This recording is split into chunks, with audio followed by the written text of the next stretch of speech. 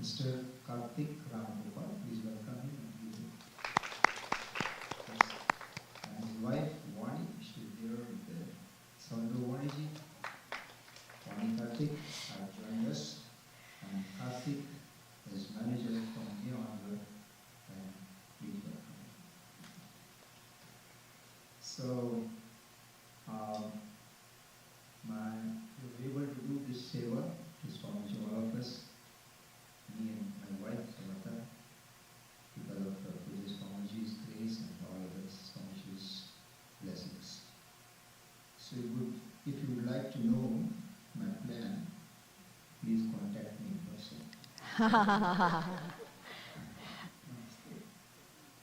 Karthikji, it's all yours.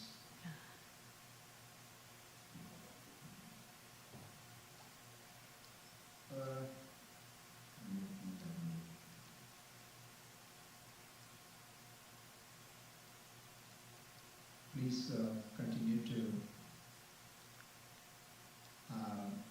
extend your support, love, laughter, all new stuff.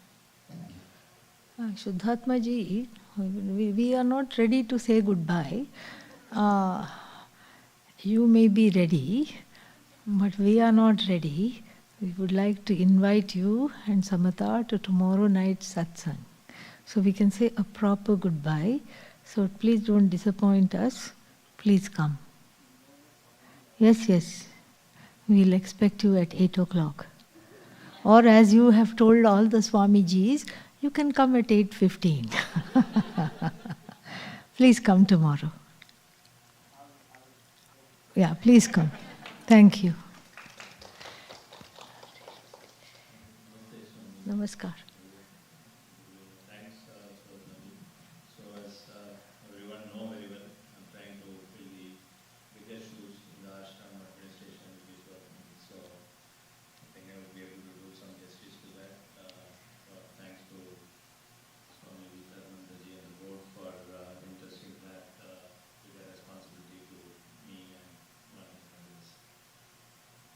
So I'll quickly go through the schedule for the class, not taking much time. So today we are Friday, May 9th with orientation and introductory satsang. Tomorrow onwards till May 17th, Saturday, we'll have 7 to 7:30 meditation except May 11th, Sunday and May 18th, Sunday. So those 2 days there is no meditation. We'll remind you because as well, that is tomorrow, Sunday, May 11th and Sunday, May 18th. Then the first class will be every day starting tomorrow at 8:15 to 9:15 a.m. Panchadashi. Then 11:15 to 12:15 p.m. Panchadashi class. Again, there is no class Panchadashi second class on May 11th because we have to pay puja, the Homa building and the Svatmavidyananda. 3 to 4 p.m. yoga session by Lance in the yoga center. Whoever is interested, they are present. And 4:30 to 5:30 p.m. Bhagavad Gita chapter 9. It's from the full material which Swamiji has given and which is printed and given. And 8 p.m. is Satsang question answers. Sunday, May 18th, again no meditation, but the concluding class will be 8 to 9:30. And followed by Guru Dakshina. So that day we have our first and third Sunday Bhagavad Gita classes. So you are welcome to attend that. But the Panchadashi class and the Bhagavad Gita class which Swamiji is taking will conclude by 8 to 9:30. And the temple schedule we normally have every day morning Ganpati Homa at 5:15.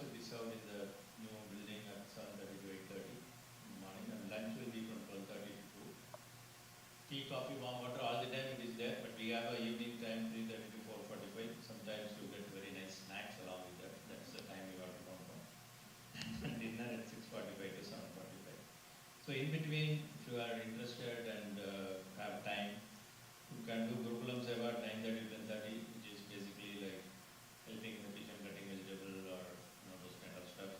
So not mandatory to do that, but still sometimes people are interested to do. And generally free time is 2 to 3:30 p.m. But if you are attending a yoga session 3 to 4, you will be there. And dining hall is generally we tend to close at 2 o'clock in the afternoon, 2 to 3 p.m. and in the night at 10 to 6:45 a.m. totally to have it, all the cleaning work for the housekeeping so that they will get it clean and ready for us for the next session or the next day. So this is the overall schedule. So any questions or anything which you can answer, you can, as Svatmaji mentioned, you can even privately contact us in the office. And the other security thing we need to mandatory inform is because we are in the bigger hall. We have exit doors in all the directions. You can see it's clearly marked with exit for any emergency purposes. And generally we don't allow any food material or water or something to be brought in by everybody to drink inside. You can bring in for emergency purposes definitely. But generally we try to avoid food coming in. Apart from that, yeah, we are good. I had one question. Can we open this door so that I can come through there in the mornings and for all the classes? The door. Yeah. Can that be left unlocked? The straight one here. Yeah. Yeah. That'll be nice. Yeah, thank you. The leading outside, I meant. Yeah. Okay. Thank you. Sorry. Yeah, please. We can. Yeah, I will just make a small announcement about the video so people know what they are seeing. Those of you who have attended this retreat in the past, you know that the first day usually Swami Viditatmananji inaugurates the camp and then he takes the whole hour also. But he is not able to come this time. And so I saw him in Rishikesh and I said, Swamiji will miss you. He said, okay, write down something you can read. I said, no, that won't be as much fun as you saying it yourself. And so he has made a small video blessing this retreat. So we'll start with that.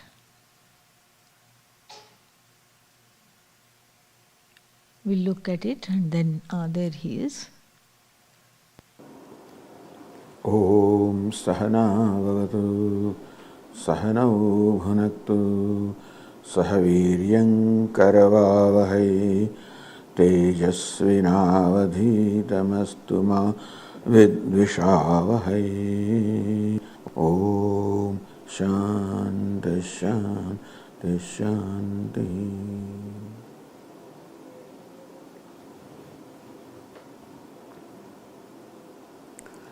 I'm happy that Swamini Svatmavidyananda ji is conducting this retreat on Panchadashi, chapter 10, in Nataka Deepa Prakaranam.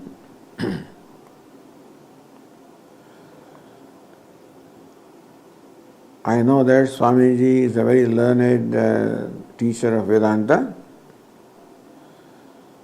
She expounds Vedanta in a very easy way for the students to understand and imbibe. She herself is a very mild, sober person, and therefore that aspect of her personality naturally expresses itself in the teaching, and therefore she is very popular with the Vedantic students. It will be a pleasure for all of you to study the Nataka Deepa Prakaranam of Panchadashi. As the very title suggests, Nataka Deepa is, the Deepa means a lamp, Nataka is the theatre, a lamp in the theater. The famous chapter, very famous the analogy that Svatmavidyananda gives, how the lamp in the theater illumines everything that goes on the stage.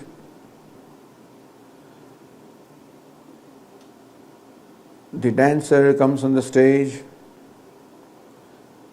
presents her performance, and retreats. Before her, of course, the accompaniments had already come, and then after she departs, they also leave. And when the show is over, one by one, the audience also leaves. At the end, again, the theater is completely vacant or empty. So this is the analogy that sage Vidyaranya ji has used to explain how our mind is comparable to the dancer. Just as the dancer shows different moods on her face, so also our mind shows different moods, different emotions, even different impulses, and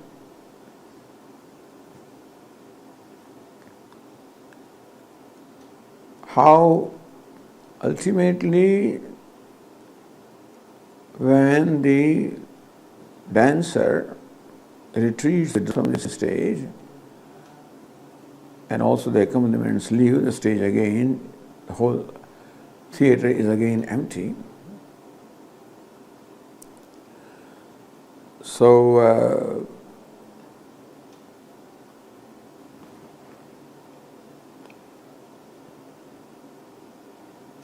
how the mind, which presents different moods and attitudes, also when it withdraws, leaving the theater of our personality vacant. So that is, but still in all of this, the lamp continues to shine. The lamp illumines the stage as well as the dancer when she is there, and the lamp also illumines the stage when the dancer and the accompaniments have departed. Similarly, our mind goes through various stages: the waking, the dream, the deep sleep, the stages of the mind. And the lamp, which is our own self, the consciousness, that is illuminator as well as a witness, uninvolved witness, kutastha, changeless witness.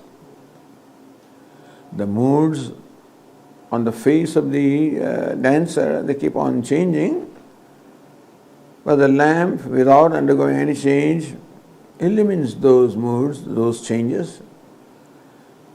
The dancer displays various movements of her limbs. Again, the lamp, without undergoing any change, illumines those movements. So also the self, which is a lamp of consciousness, illumines all the states of the mind, various moods of the mind, in the waking state, in the dream state, the deep sleep state, in all the various states, itself remaining ever unchanged. And thus, from these various states of the mind which keep on changing, we are given the lesson of the self, the consciousness that is the illuminator and that is changeless, and that is ourself. And what we have to know how the self of the consciousness remains unchanged, devoid of any modifications or transformations, and witnesses the waking, the dream, the deep sleep. You can call the self of the consciousness, sometimes they call it the fourth. The waking is number 1, the dream is number 2, the deep sleep is number 3. And so, in counting, sometimes the witness, the illuminator is called fourth, but he's not fourth, he's the only one. And this consciousness or the self alone assumes different costumes and becomes a waker, becomes dreamer, different deep sleeper. And when all the costumes are given up, then what we have is a self, consciousness, unaffected by costumes, unaffected by all the changes taking place in the theater, on the platform. And changeless witness of all the 3 states of the mind is what the Nataka Deepa is, the lamp in the theater stands for the changeless conscious self, illumining all the changes, the presence of the mind, the waking and dream states, and the absence of the mind, the deep sleep state. So bhava and abhava, presence and absence, both of these are illumined, itself remaining free from the notions of bhava and abhava. Abhava, the absence is there with reference to presence, but that which is constantly there, it illumines both the bhava and abhava. So that is the nature of ourselves. Consciousness, kutastha, changeless, witness, illuminator, and that's what we recognize as our own nature in the midst of all the changes. As the Bhagavad Gita says, upaddrashta anumanta cha. Upaddrashta, upa means that which is in the proximity, the proximate witness, upamanta, and the witness. So, thus, he as though permits everything, permits the mind to do what it wants to do. Anumanta itself being the proximate witness. So this is what is explained in this chapter with a very beautiful imagery and in great detail by sage Vidyaranya, the author of Panchadashi. And I'm sure all of you will enjoy these discourses and slowly learn to identify with the changeless, which is in and through all changes, all the changeless that is distinct from the changing mind and everything. And that's what you and I are. And that's what I pray that in course of these classes, that you get the clarity and you develop the ability to recognize your changeless nature and own up that nature. Om.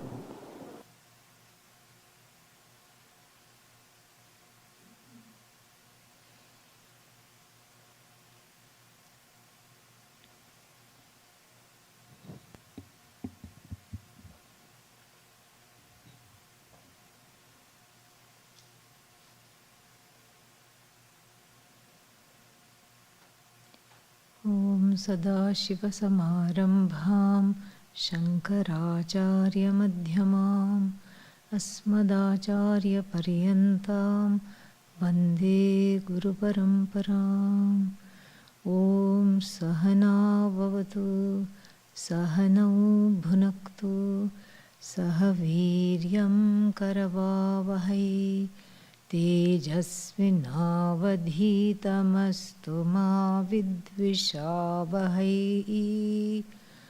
ॐ शान्ति शान्ति शान्तिः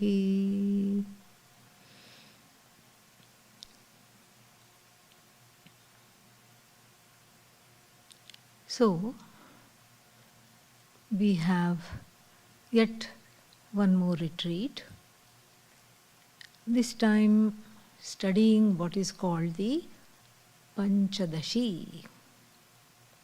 Panchadashi is a highly erudite text written by one Swamini to the kings of the Vijayanagar Empire. Very learned, and the author of many books that have survived to this day. One of them, of course, Panchadashi, which means she who has 15 chapters. Why she? It's knowledge. Knowledge is feminine. Shruti, feminine. What else do we have? Upanishad, feminine. Brahma Vidya, feminine. And if you say, I'm not interested in knowledge, what are you interested in? What is somebody who says, I'm not interested in knowledge, what might they be interested in? Show me at least one sign of life. What might they be interested in? Yes, wealth. Very good. If they are interested in wealth, that's also feminine pursuit. Lakshmi. Wealth, Lakshmi. Abundance, Lakshmi. Happiness, Lakshmi. Happiness derived from so many areas. 8 areas are talked about. All that is Lakshmi. Dhana Lakshmi, Dhanya Lakshmi, Santana Lakshmi, happiness derived from progeny. Santana Lakshmi, Dhairya Lakshmi, Veera Lakshmi, all these things, many, many forms of abundance. Very important pursuit, and that pursuit is also what? Feminine. These two ladies, divine ladies, between them have divvied up all the pursuits of humanity, of humankind. So, Panchadashi, this she, Brahma Vidya, which has 15 chapters, limbs. So this is one text, we'll come back to this text. One text he authored, Svatmavidyananda. The other one, famous one is, which we studied in one of the 10-day retreats a few years back. It's called Jivan Mukti Viveka. How the vision of Vedanta is for right here, right now. For a transformation right here, right now. The vision of Vedanta does not promise an afterlife where in some distant future one is going to be happy, one is going to be satisfied, one is going to be free. The freedom here, what's the point of being free after death? For somebody who is yearning for something right now, for a hungry person, if you say heaven is full of food, what will happen? They will send you to heaven. They'll get angry and send you to heaven. That is what will happen. Because when is the hunger being experienced? Right here, right now, not later on in some other realm. So Jivan Mukti means freedom right here, right now. Right now alone is the freedom. Right here is the freedom. And so therefore, there is a nice text, a manuscript called Jivan Mukti Viveka, discrimination about what this freedom from what? Samsara, of course. Some sorrow or the other, that is what is samsara. Freedom from samsara how to get it right here and right now. What does that mean? And what kind of a lifestyle does it entail? And then finally, who can get it? And here is where he excels himself, our Swami Vidyaranya, by saying, right at the beginning, in the first page itself, he says, both men and women are entitled to moksha. Because moksha is dependent upon adhikaritvam, meaning the qualifications. And if anybody has the qualifications, they get the moksha. It's not that you have to be some gender or some particular age or anything like that. And so that is Jivan Mukti Viveka.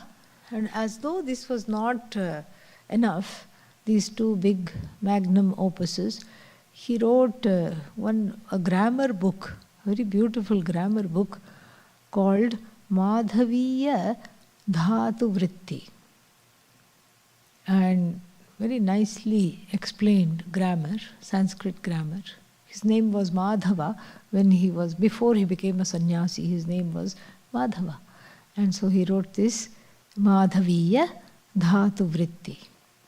And so you can see from these writings how learned he was.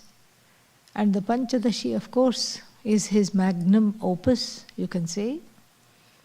But then the Panchadashi also, it is widely believed that it is a co-authored work.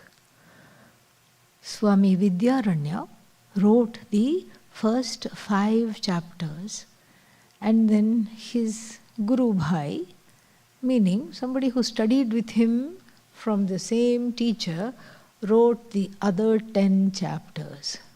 Chapters 6 to 15 was written by his friend, another Swami, also called Bharati Tirtha, nothing to do with the reigning pontiff in Sringeri right now, of the same name. But this Bharati Tirtha was the friend of Swami Vidyaranya, and he wrote the last 10 chapters. So then, which chapter are we studying? 10. Who wrote it? Bharati Tirtha. Then why are we talking about Swami Vidyaranya? And why, question number 1, and besides, question number 2, then why are not we studying one of the earlier chapters? If we want an understanding into what Swami Vidyaranya is all about, we should study one of his chapters.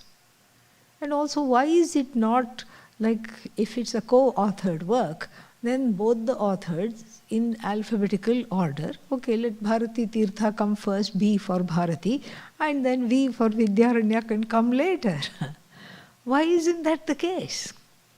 That is not the case, because this Bharati, whoever this Bharati Tirtha was, the colleague, friend of Swami Vidyaranya, was very, very happy for it to be published in Swami Vidyaranya's name. He didn't want a piece of the action, the piece of the credit. Pulitzer Prize, you keep it, it's okay. Because in any case, whatever we say, this is something beautiful about knowledge and everything here. Whatever we say as far as Brahma Vidya is concerned, it is never new. Not at all new. Never, ever, ever, ever new. And why is it not new? Because it is already been, it's like been there and done that with a vengeance. It's already been there and done that. Oh, I think Atma is Brahman. Yay, I discovered something. No, been there and done that. Oh, look, there are 3 states that I go through every day. Right now, I'm awake, but soon I'll be asleep. And then, after I'm asleep, I go into one more state. And what is that? No, dreaming. So then you're already deeply asleep. So, Then I go into a dream state, and then what? And then I wake up again. So that means I have 3 states that I experience daily, and then you know what's really cool? I'm there in all of them. I am the continuity. I am the inhering thread that unifies all these states. In fact, no state is separate from me, but I am not any one state. Yippee! Not so fast. That too has already been done. In fact, it has been done in the Mandukya Upanishad in great detail. The entire Mandukya Upanishad is all about the various states and how you, the truth of you, is not a state. Then you say, oh, look, you know what else is very cool which I just discovered? What did you discover? The pot, there should be one around somewhere. Indeed, there is. And the pot, which is the effect, and what is the cause of this pot? Clay. Clay. So the pot, the effect, is non-separate from the cause, just as the pot is non-separate from clay. Isn't that wonderful? Isn't that so? Am I not so clever? Keep quiet. This is the bread and butter of the Upanishads, and this is the opening lines of the Chandogya Upanishad chapter 6. So whatever you can say about Atma, whatever you can say about Atma Vidya, whatever you can say about Brahman, Brahma Vidya, all that, mind you, is one and the same, has had this effect of been there, done that. In fact, it has stymied many a Vedanta teacher. Our very own Swami Paramarthananda ji, a long time ago, he was teaching, and then he had this sudden insight while teaching. He said, this was not explained to me at all. I've come on this myself. I don't think Swami Dayananda ji, I don't think Pujya Swami ji explained this at all. Oh, this is really cool. I'm a Vedanta innovator.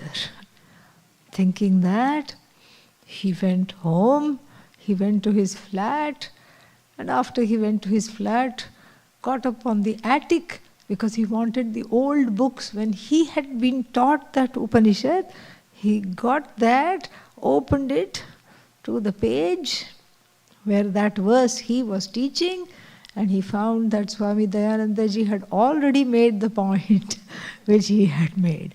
He had as though discovered it anew, but really speaking, it's all there. So any authorship to claim is at best a foolish, really silly endeavor. You can't really claim authorship, because this knowledge is given by Ishvara. It is not a product of anybody. It's not a product. It is not a, what is that called? It is not because it's not manufactured by human agency. It's discovered, and you can't really take credit for its discovery, because it's discovered numerously by various people all over the place. So you can't take credit for the discovery at all. Bharati Tirtha, knowing all this, said, you take the credit, doesn't matter. And so therefore he was very happy for it to be published as a contiguous work, as a work that was totally together, contiguous, and called as Panchadashi. It has an interesting structure. The first 5 chapters end with the word Viveka. Panchakosha Viveka, Tattva Viveka, Jiva Ishvara Viveka. What does Viveka mean? Discrimination. Very good. Viveka is discrimination. So various kinds of Viveka from chapter 1 to chapter 5 are talked about. And when we have discrimination, then what happens? The next quintet, so this is 3 quintets. So the next quintet, chapter 11 to chapter 10 to 14, all of them end in Deepa, Tripti Deepa, Nataka Deepa, Kutastha Deepa. What does Deepa mean? Light. So the light of knowledge is, one is blessed with the light of knowledge.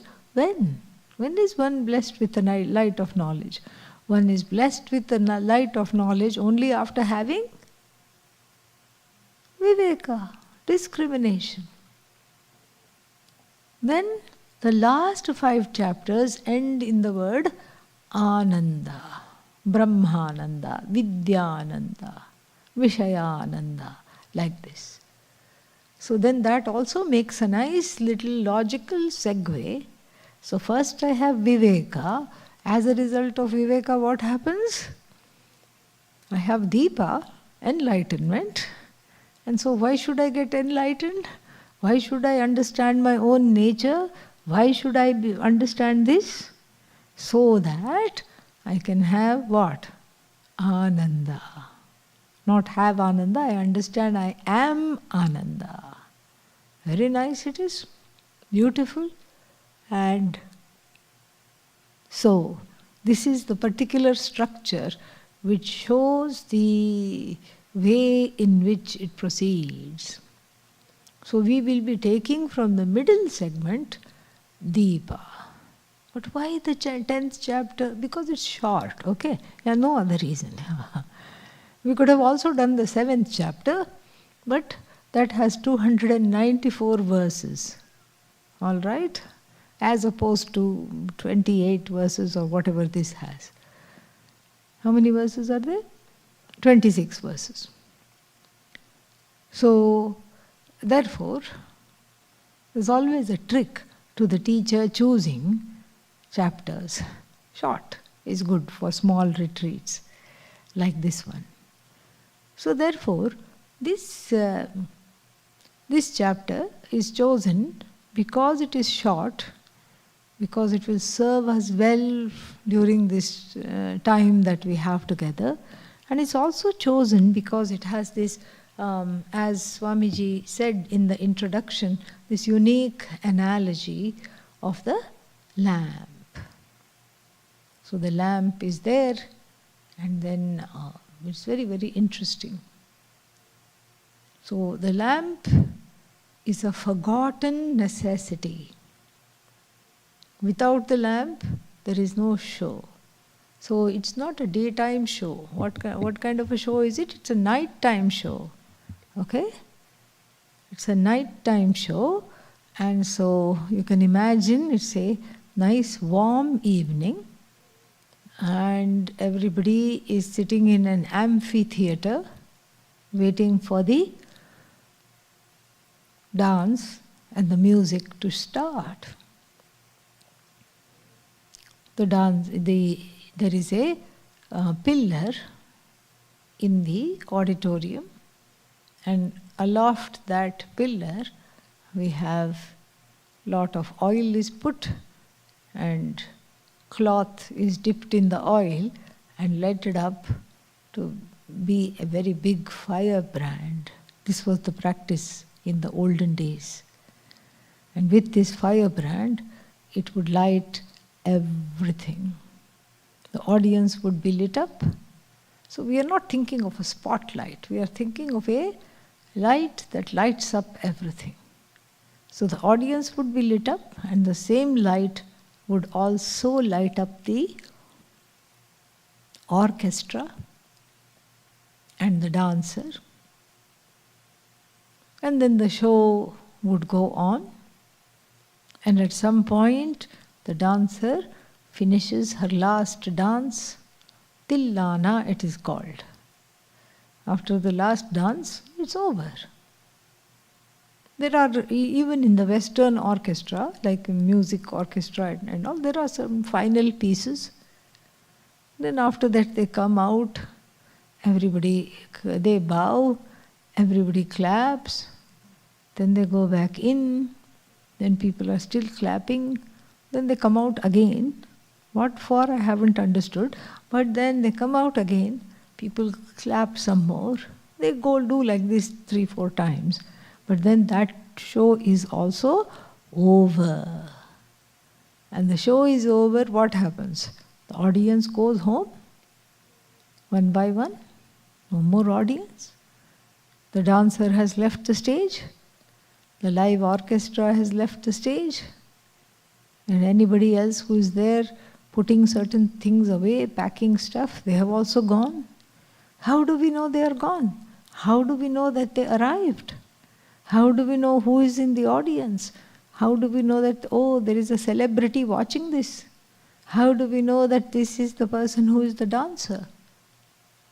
All because of this one lamp that does its job. When? All the time. That lamp is the lamp of consciousness, the light of consciousness, which illumines everything, both the inner jagat, one's own inner jagat, it illumines, and then it also illumines what? The outer jagat. And it illumines both bhava, the presence of objects, and abhava, the absence of objects. Now mind you, the Nataka Deepa, the theatre lamp analogy, only occupies about 6 verses in the 26 odd verses of the whole chapter. Yet it is called Nataka Deepa, because that is the rallying example that rallies forth and brings together the entire chapter. It brings together the entire chapter, so therefore it is called Nataka Deepa. And so we'll be looking at this verse by verse starting tomorrow. And the Panchadashi itself has an invocation to the Guru, which is very beautiful, which we'll chant today. I don't have it written down. So we can pretend we are in ancient India and we do what is called call and repeat, respond. Namah Shri Shankarananda.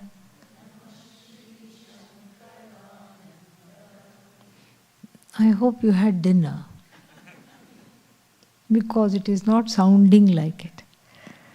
It's not sounding like an opening verse. It's sounding more like a funeral dirge. Namah Shri Shankarananda. Much better. Guru Padambu Janmane. Guru Padambu Janmane. Namah Shri Shankarananda. Guru Padambu Janmane. Savilasa Mahamoha. Savilasa Mahamoha. Graha Grasaika Karmane. Graha Grasaika Karmane. Savilasa Mahamoha Grahagrasaika Karmane Grahagrasaika Karmane. Very beautiful chant. An invocatory prayer called Mangalacharanam. Mangalacharanam means auspicious behavior before writing the text. And there are many reasons the prayer is written, primarily so that it will survive all the bugs, because it used to be written on leaves. Termites are all there.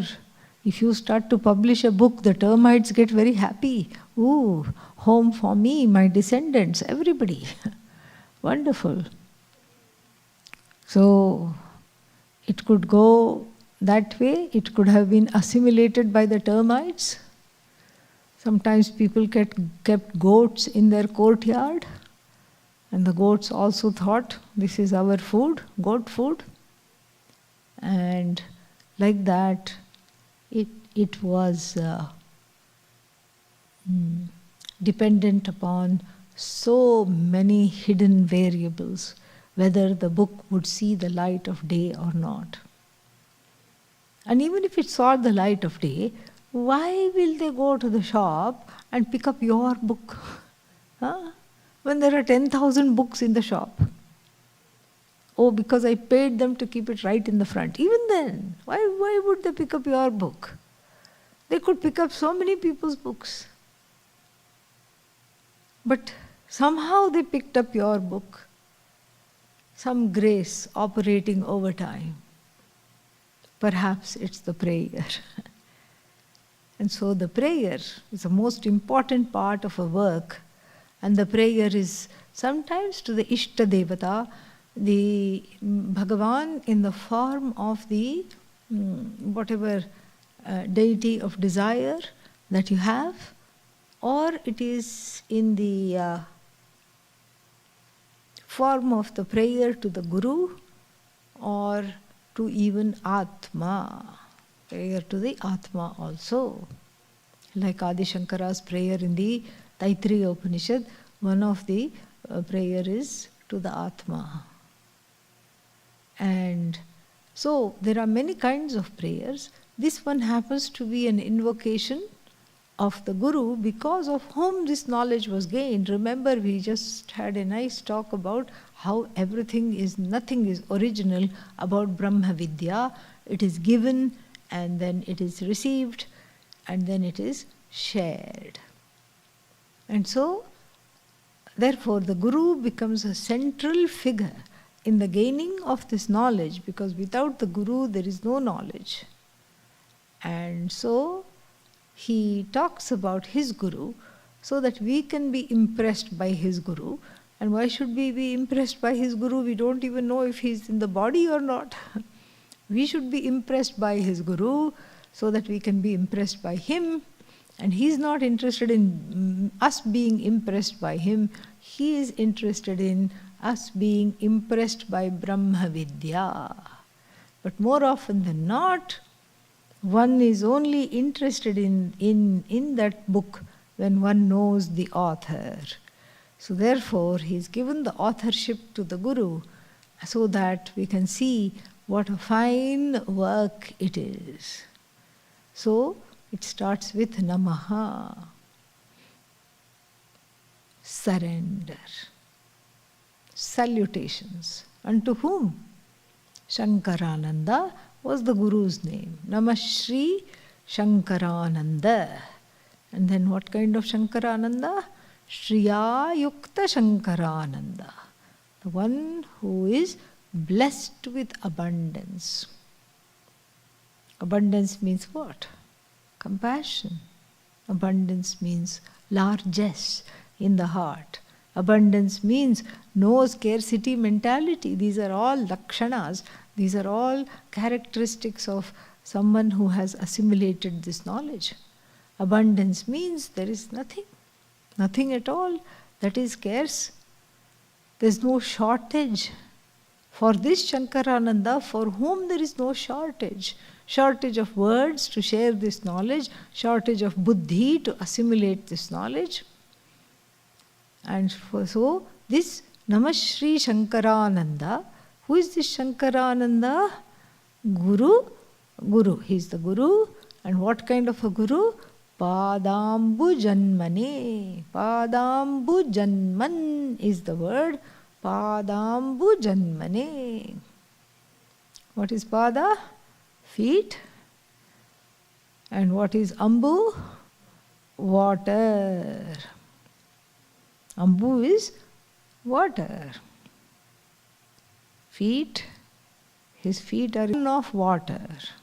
What is born of water? Mosquitoes. We are not talking of mosquitoes, we are simply talking of toes. Okay?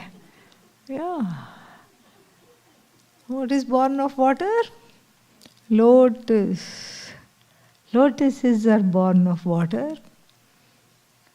Namashri Shankarananda Guru Padambu Janmane. So, the namaskara is directed towards the feet of this Bhagavan in the form of Guru. Guru is always seen as Bhagavan. So, this is directed to the feet, and then what happens? And then the feet are seen as lotuses. So to the lotus feet of the Guru, Namaskar. And that is just the little bit of the first line. The second line gets even better. We'll see that in the morning class tomorrow. Om Purnamadah Purnamidam Purnat Purnamudachyate Purnasya Purnamadaya Purnamevavashishyate. Om Shanti Shanti Shanti. Harihi Om Shri Gurubhyo Namaha. Harihi Om.